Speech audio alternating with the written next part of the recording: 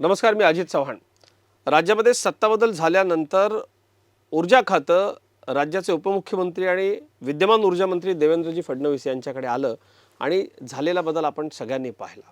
एक ऊर्जावान महाराष्ट्र आपल्याला देवेंद्रजींच्या नेतृत्वामध्ये दिसतोय. ऊर्जा खात्यामध्ये अतिशय कमी कालावधीमध्ये झालेले बदल आणि सक्षम झालेलं हे खातं महाराष्ट्राला प्रगतीपथावरती नेण्यामध्ये अतिशय अग्रेसर आहे. नेमकं महाराष्ट्राच्या जनतेला काय मिळालेलं आहे, या 2 वर्षात काय बदल झालेत आणि आगामी काळामध्ये या सगळ्याचे काय सकारात्मक पडसाद महाराष्ट्राच्या प्रगतीवरती असतील, त्याबाबत आपण चर्चा करूयात. माझ्याबरोबर पक्षामधले आमचे सहकारी, भारतीय जनता पक्षाचे सहमुख्य प्रवक्ते, अर्थतज्ञ आणि महावितरणचे स्वतंत्र संचालक विश्वास पाठक जी आहेत. पाठक सर, आपलं खूप खूप स्वागत. नमस्कार. या मुलाखती पाठीमागचा उद्देश की ऊर्जा खातं हे ऊर्जावान झाल्याचं स्पष्टपणे जाणवतंय आणि राज्याच्या ग्रामीण भागामधलं भारनियमन अतिशय जवळपास संपलेलं आहे. एक अतिशय क्रांतिकारी डिसिजन आपण घेतोय, तो म्हणजे शेतकऱ्यांना दिवसा वीज आपण मोफत देणार आहोत. अशा अनेक निर्णयांनी ऊर्जा खातं झळाळून गेलेलं आहे. आपण स्वतंत्र संचालक म्हणून या खात्याचं काम पाहता, कसं विश्लेषण करा? बघा, महाराष्ट्र हे नेहमीच ऊर्जा क्षेत्रामध्ये अग्रेसर होतं आणि देशातल्या इतर राज्यात देखील आपल्या राज्याला फॉलो करत आलेले आहे. आपल्याला चांगल्या ऊर्जा मंत्र्यांची जी परंपरा लागली आहे, त्यात स्वतः स्वर्गीय गोपीनाथराव मुंडे, नंतर अजितदादा पवार, दिलीप वळसे पाटील आणि स्वतः चंद्रशेखर बावनकुळे अशी ती परंपरा लाभलेली आहे. त्यांनी जे काही काम केलं त्यामुळे महाराष्ट्र एका स्टेजपर्यंत आलाच होता. मात्र आपण विचारलेल्या प्रश्नाप्रमाणे की गेल्या 2 वर्षापासून सध्याचे उपमुख्यमंत्री आणि ऊर्जा मंत्री देवेंद्रजी फडणवीस यांनी काय वेगळं केलं? मी नक्कीच म्हणेल की त्यांनी अतिशय वेगळ्या वाटा त्यांनी स्वीकारल्या आणि महाराष्ट्राचा जो वर्षानुवर्ष असलेला प्रॉब्लेम आहे तो त्यांनी सॉल्व्ह केला. ज्याला म्हणतात ना की कोर इश्यूला हात घालणं, अशा प्रकारचं त्यांनी केलं. मग कोर इश्यू काय? तर मुळामध्ये आपण ऐकतो की महावितरण कंपनी ही नेहमीच लॉसमध्ये आहेत, नुकसानीमध्ये आहे. नुकसानीमध्ये असल्याचं कारण काय? तर महाराष्ट्रामध्ये विजेची जी मागणी आहे त्याच्या 30% कन्झम्पशन हे शेतकरी करतात आणि शेतकरी काही कारणास्तव त्या विजेचं बिल चुकवू शकत नाही. त्याचं प्रामुख्याने कारण असं आहे की त्यांना आपण विजेचा सप्लाय हा रात्री करतो आणि रात्री त्यांना त्या विजेचा उपयोग नाही. आता त्यांना रात्री का करतो? कारण परत हा डिमांड आणि सप्लायचा खेळ आहे. आपलं जे नेटवर्क आहे त्याच्या बँडविड्थशी देखील तो संबंधित विषय आहे. मग या शेतकऱ्यांच्या प्रॉब्लेम सॉल्व्ह न करू शकल्यामुळे महावितरणला 30% रिकव्हरीचा प्रॉब्लेम होता, लॉसेस होते. मग देवेंद्रजींनी आल्याला काय केलं तर त्यांनी एक असा फॉर्म्युला काढला की माझ्या शेतकऱ्यांना मी दिवसा वीज देऊ शकेल का, आणि मग दिवसा जर मी त्यांना वीज दिली तर त्यांचे सगळे प्रॉब्लेम सॉल्व्ह होतात आहे आणि मग महावितरणचा 30%चा जो रिकव्हरीचा प्रश्न आहे तो देखील सॉल्व्ह होत आहे. तर त्यांची शेतकऱ्यांची रिक्वायरमेंट किती? तर साधारणतः 16,000 मेगावॅटची. तर त्या 16,000 मेगावॅटपैकी त्यांनी 9,000 मेगावॅटचे टेंडर आल्याला ताबडतोब क्लिअर केले. आणि त्यात असं वाटतं की सोपं काय, मुळामध्ये कठीण असं होतं की 9,000 मेगावॅटसाठी सोलारसाठी जागा कुठून आणणार. तर देवेंद्रजींनी स्वतः महाराष्ट्रातल्या सगळ्या कलेक्टरसोबत बैठक घेतली आणि त्यांना सांगितलं की जिथे जिथे सरकारी जागा उपलब्ध आहेत त्या जागा, किंवा जिथे जिथे की सरकारी जागा उपलब्ध नसतील तिथे शेतकऱ्यांच्या जागा घ्या आणि शेतकऱ्यांना 50,000 रुपये प्रति एकर दराने वर्षाला मोबदला द्या. दरवर्षी 3-3% त्याच्यामध्ये वाढ होणार आहे. 25 वर्षाचं लीज ॲग्रीमेंट होणार आहे. म्हणजे कोणाची जमीन सरकार न घेता केवळ लीजवर घेऊन त्यांनी जमिनीचा प्रॉब्लेम सॉल्व्ह केला. त्यामुळे असं डिस्ट्रीब्युटेड सोलर नेटवर्क जगामध्ये पहिल्यांदा इतक्या मोठ्या प्रमाणात निर्माण होत आहे आणि पुढच्या 6 महिन्यामध्ये ही 9,000 मेगावॅट वीज शेतकऱ्यांना दिवसा मिळायला सुरुवात होणार आहे. विश्वासजी, निवडणुकीच्या राजकारणामधला शेतकऱ्यांसाठी मोफत वीज हा सगळ्यात मोठा मुद्दा आहे आणि विरोधक असं म्हणतात की ही फुकट वीज चुनावी जुमला असेल. जसं काँग्रेसनं सांगितलं होतं की आमची प्रिंटिंग मिस्टेक झाली, आम्ही शेतकऱ्यांना मोफत विजेसंदर्भात काही बोललो नव्हतो. याला काय ठोस उत्तर आहे? नाही, बघा की देवेंद्रजी आणि सध्याचं सरकार म्हणजे एकनाथजी आणि अजितदादा पवार हे एखादी जर घोषणा करतात तर त्याचं नियोजन देखील करतात. आपण शेतकऱ्यांना 30% जी वीज द्यायचो त्या विजेचा दर साधारणतः 1 किंवा ₹1.5 शेतकऱ्यांना पडायचा आणि ते ₹1.5 देखील येत नसे. मात्र महावितरणला त्या विजेची जी किंमत चुकवावी लागते ती ₹8 आहे. म्हणजे ₹8 - ₹1.5 हे जे अंतर होतं हे अंतर तुमच्या आमच्यासारख्या किंवा औद्योगिक ग्राहकांकडनं आपण रिकवर करतो क्रॉस सबसिडीमधनं आणि सरकारकडनं सबसिडी म्हणून. म्हणजे सरकारवर देखील मोठ्या प्रमाणात सबसिडी क्रॉस सबसिडीचा बोजा पडत आलेला. तर त्यामुळे उद्योजकांची देखील एक ओरड होती की तुम्ही आम्हाला महागात वीज विकताय, कारण त्यांच्या भरोश्यावर आपण शेतकऱ्यांना स्वस्तात वीज द्यायचो. म्हणजे 8 रुपयाची वीज आपण जी 1.5 रुपयात शेतकऱ्यांना देणार होतो, आता ती वीज आपण 3 रुपयात देतो त्यांना. म्हणजे 8 आणि 3 मधलं हे जे गणित आहे हे तसंच त्याच्यात सॉल्व्ह होणार आहे. त्यामुळे देवेंद्रजी हे अतिशय चाणाक्ष असे मॅथमॅटिशियन देखील आहे. त्यामुळे त्यांचे हे जे पैसे वाचणार आहे त्या पैशातनं त्यांनी शेतकऱ्यांना आपण का म्हणून फुकटामध्ये वीज देऊ नये अशा प्रकारचा विचार केला. त्यामुळे अतिशय लॉंग टर्म सस्टेन होणारी ही योजना आहे. विश्वजी, महाराष्ट्राला एक खूप मोठी अडचण मध्यंतरीच्या काळामध्ये होते, ती म्हणजे भारनियमनाची. आता याच्यावरती जवळपास नियंत्रण मिळवण्यामध्ये महावितरणला यश आलेलं आहे. काय नेमका हा फॉर्म्युला होता आणि कसं हे यश आपण मिळवू शकलो? बघा, 2004 ते 2011चा काळ आठवा. केंद्रामध्ये UPAचं सरकार होतं, महाराष्ट्रामध्ये देखील महाविकास आघाडीचं किंवा यांचं सरकार होतं. यांनी प्रत्येक ठिकाणी सर्वत्र लूटच केली होती. उदाहरण देतो की सुशीलकुमार शिंदे हे केंद्रीय ऊर्जा मंत्री होते. ते एकेकाला बोलून सांगायचे की पॉवर प्लांट लावा, आणि लोकांनी पॉवर प्लांट्स लावले. आणि साध्या बेसिक गोष्टी देखील त्यांनी हिशोबात घेतल्या नाही. त्या म्हणजे पॉवर प्लांट लावल्यानंतर त्यांना कोळशाचं लिंकेज कुठून मिळणार, म्हणजे कोल लिंकेज नाही, फ्युएल सप्लाय ॲग्रीमेंट नाही. समजा फ्युएल सप्लाय ॲग्रीमेंट असेल तर त्यांची वीज कोण विकत घेणार, म्हणजे पॉवर पर्चेस ॲग्रीमेंट नाही. अशा गोंधळाच्या स्थितीमध्ये महाराष्ट्राला टाकलं. त्यामुळे वीज निर्मितीची क्षमता आपली कमी होती, डिमांड वाढत गेली. त्यामुळे लोड शेडिंग करण्याशिवाय दुसरा पर्यायच नव्हता. मात्र 2014ला जेव्हा आपलं सरकार आलं, देवेंद्रजी मुख्यमंत्री झाले आणि चंद्रशेखरजी बावनकुळे ऊर्जा मंत्री झाले, देवेंद्रजींनी सांगितले की माझी पहिली प्रायोरिटी की लोड शेडिंग मुक्त महाराष्ट्र करा. म्हणजे महाराष्ट्रामध्ये वीज निर्मिती जरी कमी होत असेल तरी तुम्ही इतर राज्यातनं वीज इम्पोर्ट करा, आयात करा, मात्र माझ्या ग्राहकांना दिवस रात्र वीज द्या. आणि म्हणून आपण जर बघितलं की 2014 नंतर एक लोड शेडिंग मुक्त महाराष्ट्र आपल्याला पाहायला मिळाला. आता पुढचं पाऊल असं की शेतकऱ्यांना दिवसा जी वीज हवी आहे, ज्याच्यामुळे त्यांचं पीक आणि प्रोडक्शन वाढणार आहे, त्या दृष्टीने दिवसा देखील त्यांना वीज मिळायला लागलेली. आणि याच्यातनं महावितरणचं अर्थगणित देखील सुधारणार आहे. महावितरण जर आर्थिकदृष्ट्या सक्षम झाली तर मग इतर ग्राहकांना देखील अजून चांगल्या सेवा आणि विजेचे दर कसे कमी करता येईल या दृष्टीने प्रयत्न करता येईल. विश्वासजी, अनेक महत्त्वाकांक्षी योजना या महाराष्ट्रामध्ये ऊर्जा खात्याच्या वतीनं राबवण्यात येत आहेत. काय त्या योजना आहेत आणि त्याचा दूरगामी परिणाम महाराष्ट्राच्या आगामी प्रगतीवरती होणार आहे? बघा, महाराष्ट्राच्या प्रगतीपेक्षा मी असं म्हणेल की माननीय नरेंद्र मोदीजींनी 5 ट्रिलियन इकॉनॉमीचं लक्ष उराशी बाळगलेलं आहे. आता मोदीजी 2014मध्ये जेव्हा आले तेव्हा आपली अर्थव्यवस्था $2 ट्रिलियन होती आणि त्यांनी 5 ट्रिलियनचं लक्ष घेतलं होतं. आज किती आहे आपली अर्थव्यवस्था? $2 ट्रिलियन आपण 4 ट्रिलियनपर्यंत पोहोचलेलो आहे. त्यामुळे मोदीजी जे म्हणतात ते करून दाखवतात, हे सिद्ध झालेलं आहे. आता त्यांना 2027पर्यंत ही अर्थव्यवस्था 5 ट्रिलियनपर्यंत न्यायची आहे. आणि 5 ट्रिलियनपर्यंत जर देशाची अर्थव्यवस्था आपल्याला न्यायची असेल तर महाराष्ट्राला त्याचा 1 ट्रिलियनचा हा वाटा घ्यावाच लागेल. आणि म्हणूनच माननीय एकनाथजी शिंदे, देवेंद्रजी फडणवीस आणि आता अजितदादा यांनी देखील महाराष्ट्राची अर्थव्यवस्था 1 ट्रिलियन करण्याचा त्यांनी चंग बांधलेला आहे.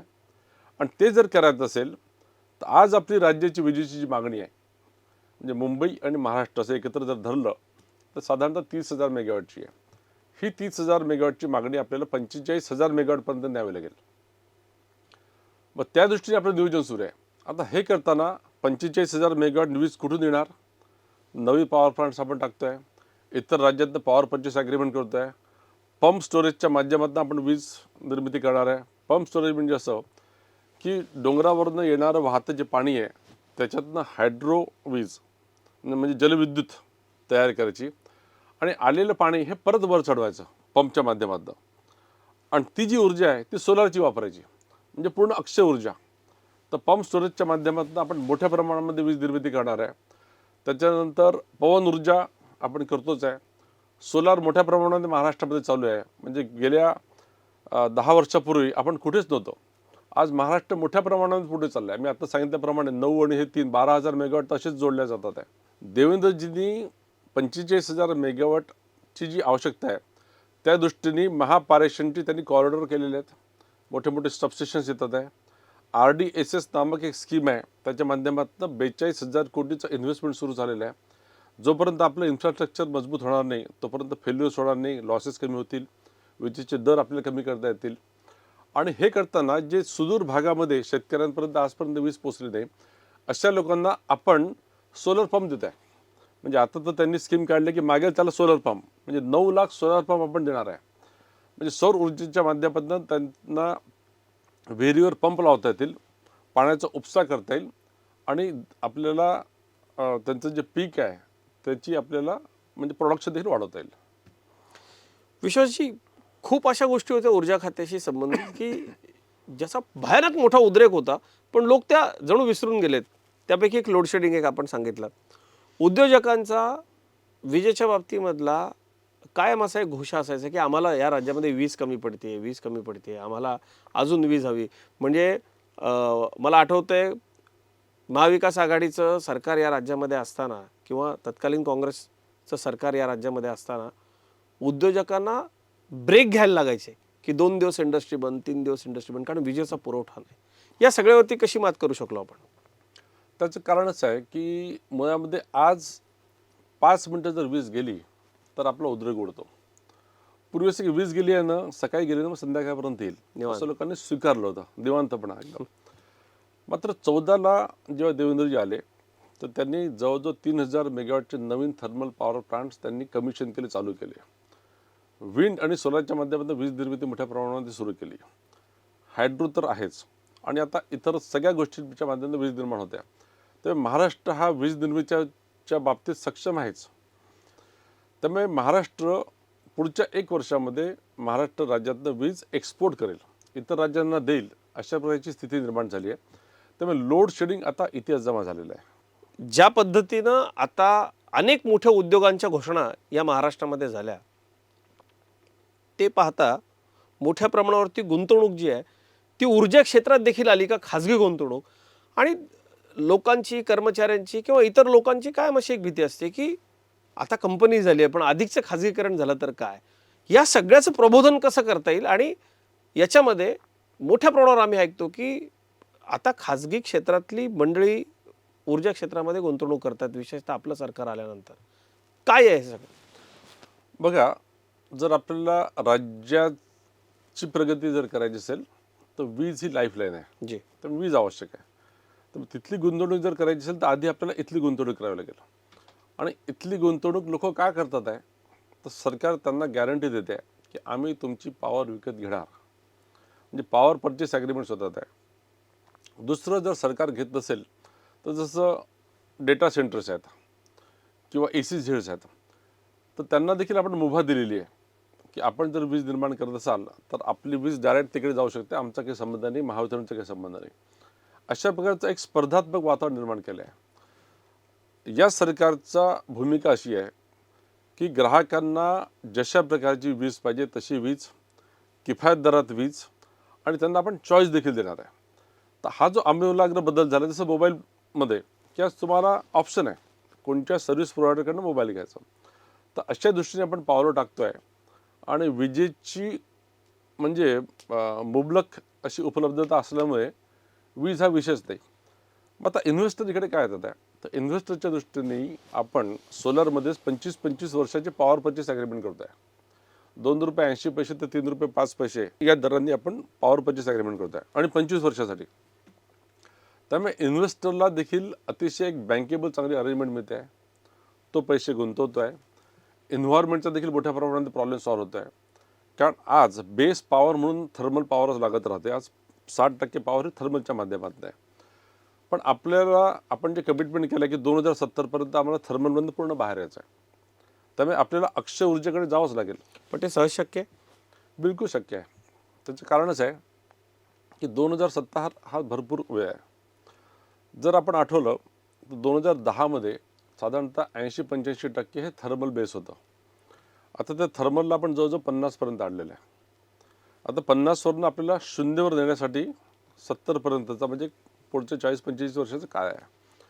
आणि याच्यामध्ये इनोव्हेशन इतकं होत आहे की कुठेतरी बॅटरी स्टोरेज, शेवटी विजेचा विषय काय, वीज निर्माण तर करू शकतो पण निर्माण केलेली वीज ताबडतोब वापरावी लागते. आज स्टोरेज होत नाही. तर स्टोरेजमध्ये मोठ्या प्रमाणामध्ये इनोव्हेशन होत आहे. बॅटरी स्टोरेज फॉर एक्झाम्पल, समजा आपल्याला रात्री वीज निर्माण होते पण त्याची खपत नाही आहे, तर ती वीज आपण बॅटरीमध्ये स्टोअर करून ठेवायची. म्हणजे स्वस्तातली वीज आपण स्टोअर करून ठेवलेली आहे आणि दिवसा जी महाग वीज पडते ती महाग वीज आपण रिप्लेस करू शकतो. तर असे बरेचसे इनोव्हेशन होतात आहे. त्याच्यानंतर लोकांची आता मानसिकता बदललेली आहे की केवळ फक्त औष्णिक वीजावर अवलंबून न राहता न्यूक्लिअरकडे देखील लोकांचा हळूहळू एक्सेप्टिबिलिटी आहे. पंप स्टोरेज मी तुम्हाला सांगितलंच आहे. नंतर ग्रीन हायड्रोजनच्या माध्यमातून वीज निर्माण होणार आहे. तर अनेक प्रकारचे असे संशोधन होतात आहे. त्यामुळे 2070च्या आधीच आपण फेज आउट झालेलो असू. ऊर्जा खातं आणि राजकारण याचा कायम आपण संबंध पाहतो किंवा तो जोडला जातो आणि लोकांच्या मनामध्ये भीती पसरवण्याकरता सुद्धा ऊर्जा खात्याच्या काही निर्णयांचा वापर विरोधक करतात. स्मार्ट मीटर लोकसभा निवडणुकीच्या तोंडावरती अनेक ठिकाणी याबाबत गैरसमज पसरवण्यात आले. नेमकं स्मार्ट मीटरनी सामान्य ग्राहकांचा फायदा काय आहे विश्वासजी, कसं सांगा? बघा अजितजी, तुमचं एकदम बरोबर आहे की अनेक नेत्यांचं नेतेपण हे MSCBच्या आंदोलनातूनच उभं झालं. त्याचं कारण असं आहे की हा अतिशय लोकांचा जिव्हाळ्याचा विषय आहे. वीज हा जिव्हाळ्याचा विषय आहे. आणि महावितरण ही एकमेव कंपनी आहे की ज्याचे 3 कोटी ग्राहक आहेत. म्हणजे आज 12-13 कोटी जर आपलं पॉप्युलेशन असेल तर जवळजवळ 25% हे महावितरणच्या माध्यमातून आहे. आणि म्हणून तो लोकांच्या भावनेशी देखील निगडीत असा विषय आहे. आता बघा, मीटर हा म्हणजे महावितरण कंपनीचा गल्ला घेण्याची पद्धत आहे. ठीक आहे. कारण शेवटी महावितरणला खर्च काय असतो, महावितरणला म्हणजे महानिर्मितीच्या माध्यमातून कोळसा विकत घ्या, ऑइल विकत घ्या, लोकांचे पगार द्या, ट्रान्समिशन टावर्स तयार करा, ट्रान्समिशन लाईन्स काढा, डिस्ट्रीब्युशन नेटवर्क तयार करा, या सगळ्यांनी खर्च येत असतो. आणि हा खर्च झाल्यानंतर तुम्हाला त्याच्यातनं पैसे रिकवर करण्यासाठी मुभा असते, आपण बिलं पाठवतो. पण त्याच्यातच जर गळती असेल आणि तेच जर बिलं पूर्ण झाले नाही तर मग प्रामाणिक ग्राहकावर त्याचा बोजा येतो, ज्याला आपण गळती म्हणतो. मग कमर्शियल असो, ट्रान्समिशन लॉसेस असो, डिस्ट्रीब्युशन लॉसेस असतो. तर ते त्याला गळती कमी करण्याचं असेल. आणि दुसरं 3 कोटी म्हणजे ही जगातली सगळ्यात फार मोठी मोठी अशी वितरण कंपनी आहे. आता पूर्वीची मीटर तुम्ही आठवा. पूर्वी एक व्यक्ती यायचा, तो बघायचा, मीटरला लिहून जायचा. तर त्याच्यानंतर इतकं रिव्होल्युशन झालेलं आहे. आणि 3 कोटी जनतेला जर जागतिक स्तरावरची तुम्हाला सेवा द्यायची असेल तर तुम्हाला टेक्निकलचा फायदा घ्यावाच लागेल. तर स्मार्ट मीटर ते करतात.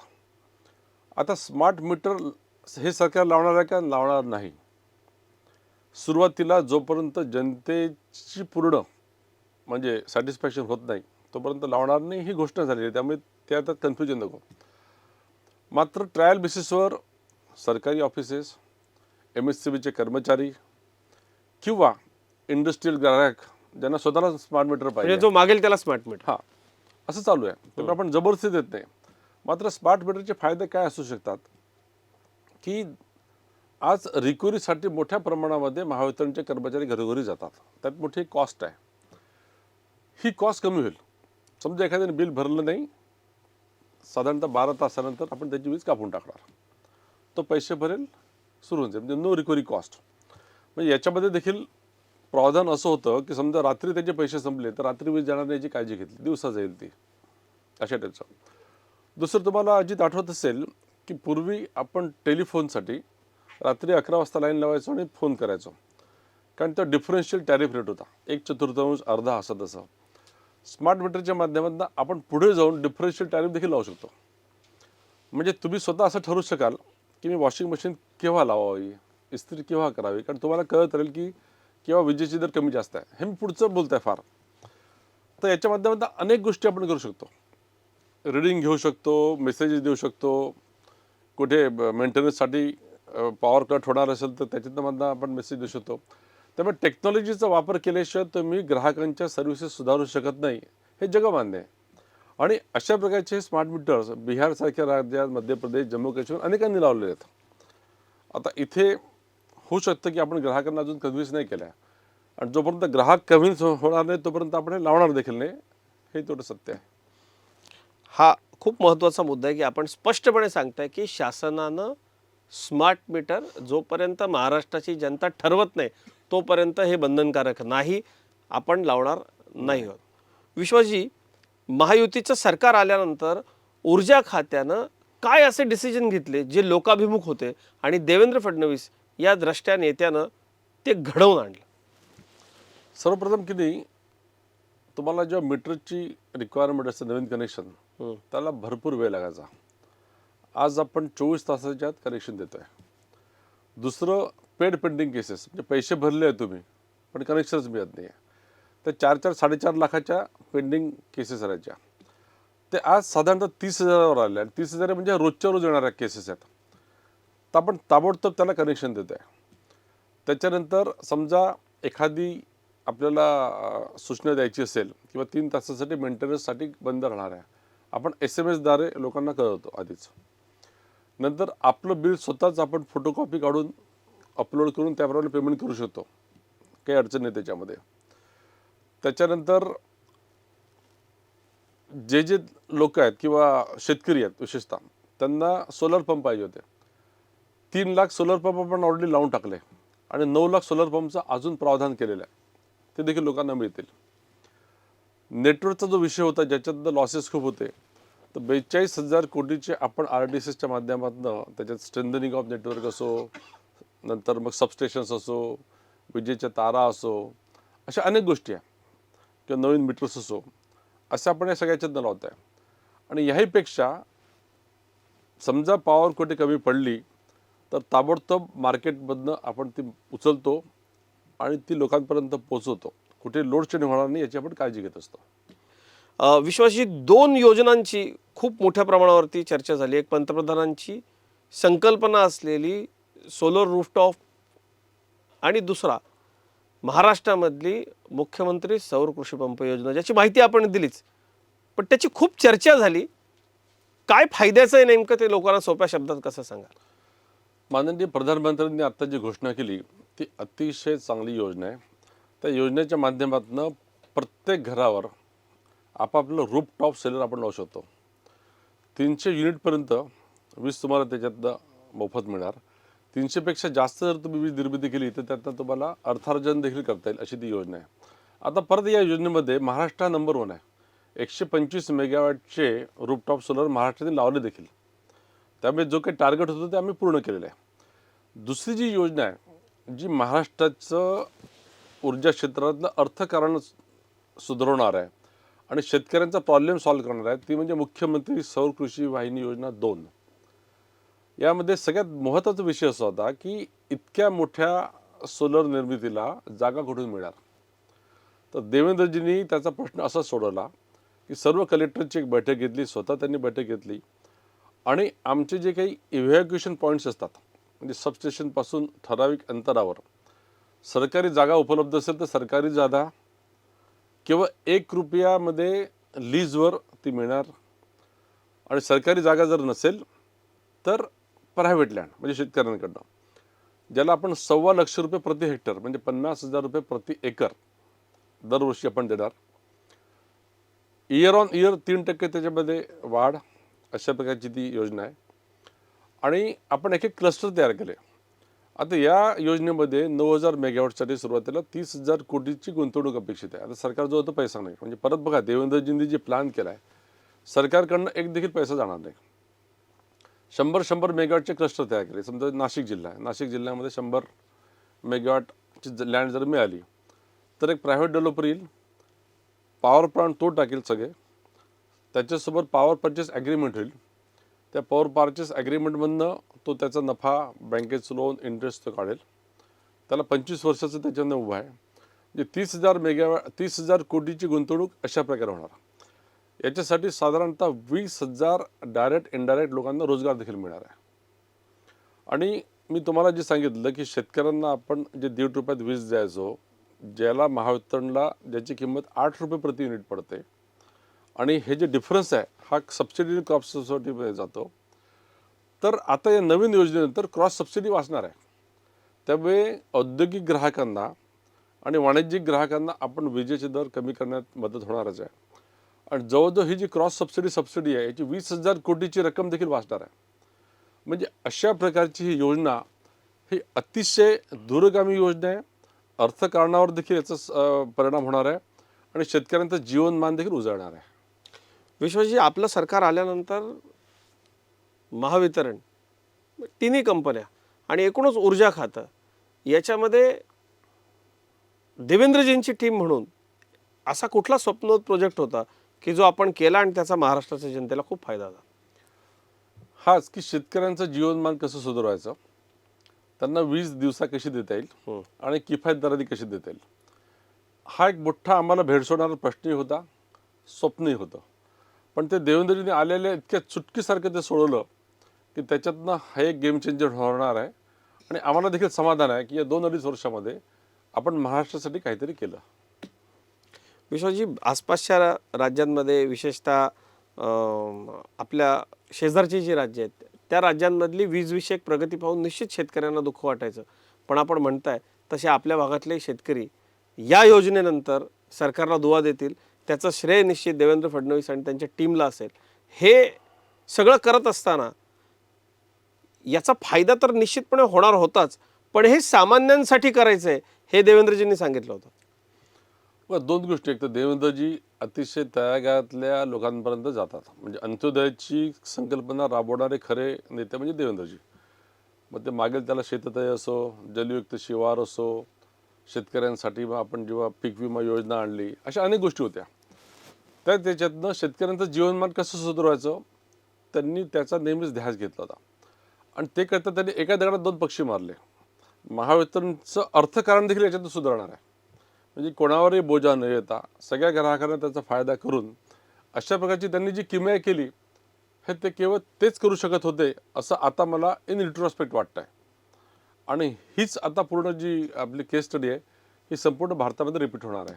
अर्थशास्त्राचे अभ्यासक तुम्ही आहातच, पण आता गेली अनेक वर्ष वीज क्षेत्राशी संबंधित सगळ्या गोष्टी हाताळत असताना आज महाराष्ट्र आपल्या सरकारमुळं विजेच्या बाबतीत देशामध्ये तुम्ही कुठं पाहता? पहा, मी तुम्हाला सांगितलं की जगामध्ये माझ्या मते नंबर 1, पण असं म्हणतात की नंबर 2, महावितरण कंपनी जगामध्ये नंबर 2 कंपनी आहे. हिचं जे टर्नओव्हर आहे हे 1,00,000 कोटीपेक्षा जास्त आहे. कर्मचारी संख्या 1,00,000 आहे. आणि तिन्ही कंपन्या जर पकडल्या तर 1,50,000 कोटीचं टर्नओव्हर म्हणजे बजेट ज्याला आपण म्हणू शकतो. 1,50,000 जवळजवळ एम्प्लॉईज आहेत आणि 3 कोटी याचे ग्राहक आहेत. अशी महाकाय जी कंपनी आहे केवळ महाराष्ट्राचं आहे. म्हणजे उत्तर प्रदेश जरी लोकसंख्येमध्ये आपल्यापेक्षा मोठं राज्य असलं तरी आपली विजेची जी आवश्यकता आहे ही 30,000 मेगावॉटची आज. उत्तर प्रदेशची आत्ता कुठेतरी 20,000 मेगावॉटवर पोचते आहे. त्यामुळे इतर कोणते राज्य आपल्या तुलनात्मकदृष्ट्या आपल्या जवळ नाही. आणि आपण जी गती घेतली आपण पुढेच जाणार आहे. म्हणजे आपल्याला जर स्पर्धाच करायची आहे किंवा तुलनाच करायची आहे तर सिंगापूर, हाँगकाँग असे देश जिकडे वीज मोठ्या प्रमाणामध्ये वापरल्या जाते. विश्वजी, महावितरणशी जसे कोट्यवधी ग्राहक जोडले गेलेले आहेत तसा लक्षावधी लोकांचा महावितरणचा परिवार देखील आहे. अनेक कर्मचारी, अधिकारी हे या परिवारामध्ये आहेत. देवेंद्र फडणवीस सरकारनं, महायुतीच्या सरकारनं काय असे महत्त्वाचे डिसिजन्स या कर्मचारी अधिकाऱ्यांकरता घेतले? बघा, देवेंद्रजींच्या कार्यकाळात आणि 2014 ते 19 जेव्हा देवेंद्रजी मुख्यमंत्री होते तेव्हा देखील कर्मचाऱ्यांच्या हिताचे अनेक विषय घेतले.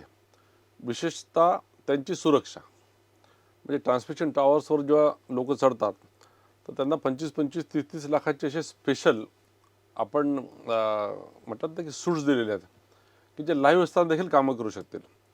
नंतर त्यांचा इन्शुरन्सचा प्रश्न असो, घरामध्ये काही घटना घडली तर आपण अनुकंपा तत्त्वावर त्यांना ताबडतोब नोकरी देणं असो, किंवा पगारवाढीमध्ये देखील तुम्ही MSCBच्या कोणत्याही कर्मचाऱ्याला विचारा की देवेंद्रजी मुख्यमंत्री असताना आणि बावनकुळे साहेब ऊर्जा मंत्री असताना ज्या प्रकारची वाढ झाली होती ती लोक आजपर्यंत त्याची आठवण करत होते. आता मागच्याच महिन्यामध्ये देवेंद्रजींनी जी त्यांची वाढ केली ती इतकी भरमसाठ केली की आधीचा देखील रेकॉर्ड त्यांनी मोडला. त्यामुळे कर्मचाऱ्यांना जर आपण खुश ठेवणं तर मग पूरसारखी परिस्थिती असो किंवा कोणची विपदा आपदा असो, शेवटी आमचा लाईनमन, आमचा कर्मचारी ज्या प्रकारे धावून जातो, जीव धोक्यात घालतो, त्याची पावती म्हणा किंवा कर्तव्य म्हणा अशा अनेक योजना देवेंद्रजींनी कर्मचाऱ्यांसाठी आणलेल्या आहे आणि कर्मचारी अतिशय खुश आहेत. निश्चित विश्वासजी, कारण खरोखर फील्डवरती काम करणारे अत्यावश्यक सेवेमधले योद्धे म्हणूनच महावितरणच्या कर्मचाऱ्यांचं महाराष्ट्राच्या जनतेनं कायम ऋण ठेवलेलं आहे आणि निश्चित आपण त्याची पावती त्यांना दिलेली. विश्वासजी, आम्ही दिल्लीच्या बाबतीमध्ये किंवा इतर काही राज्यांमध्ये ऐकतो इतके युनिट वीज मोफत, तितके युनिट मोफत. हे सगळं महाराष्ट्रात का होऊ शकत नाही? आणि दुसरीकडे त्याला एक असाही अँगल असतो की हे खोटं आहे. नक्की काय आहे? वीज अभ्यासक म्हणून काय सांगा. बघा, हे सोपं असं अर्थगणित आहे. वीज खरेदी करण्यासाठी महावितरण कंपनीला समजा 100 रुपये लागत असतील, तिथे फ्रीमध्ये मिळत नाही वीज कुठून. समजा त्यांना वस्तू फ्रीमध्ये मिळत नसेल तर हा बेसिक प्रश्न आहे की ते फ्रीमध्ये देऊ शकतात का? आणि जर देऊ शकत असतील तर ते नक्कीच फसवा आहे. दिल्लीमध्ये किंवा पंजाबमध्ये आप सरकारने जे काही केलं त्यांनी ते फ्रीमध्ये वाटलं, पण त्याच्यामागे नियोजन काहीच नव्हतं. त्यामुळे कालांतराने त्यांना तो निर्णय रोल बॅक करावा लागला. आज त्यांना परत चार्ज करावं लागतं आहे. असं महाराष्ट्राने कधीच केलं नाही. न करण्याचं कारण असं की महाराष्ट्र हा एक प्रगत देश आहे, प्रगत राज्य आहे आणि प्रगत राज्य एका लेवलला आल्यानंतर तो परत रोल बॅक करून फ्री बीजच्या भानगडीत पडू शकत नाही, पहिली गोष्ट. दुसरं, आणि ते जर करायचं असेल तर त्याचं नियोजन व्हायला पाहिजे.